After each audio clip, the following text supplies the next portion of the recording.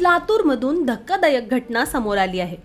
लातूरमध्ये 6 वर्षाच्या चिमुरडीला जन्मदात्या बापानेच गळफास दिल्याचा धक्कादायक प्रकार घडला आहे। त्यानंतर जन्मदात्या बापाने स्वतःही जीवन संपवलं। लातूरच्या मोतीनगर भागात ही धक्कादायक घटना घडली आहे। या घटनेने परिसरात खळबळ उडाली आहे। मिळालेल्या माहितीनुसार लातूर शहरातल्या मोतीनगर भागात 6 वर्षाच्या मुलीला गळफास देत तिची हत्या करण्याची धक्कादायक घटना घडली आहे, तर स्वतःही त्या व्यक्तीने घरातच फाशी घेत जीवन संपवलं। आज बुधवारी सकाळी लातूर शहरातल्या मोतीनगर भागात ही घटना घडली। या घटनेची माहिती मिळताच लातूरच्या गांधी चौक पोलिसांनी घटनास्थळी पाहणी करत पंचनामा केला आहे।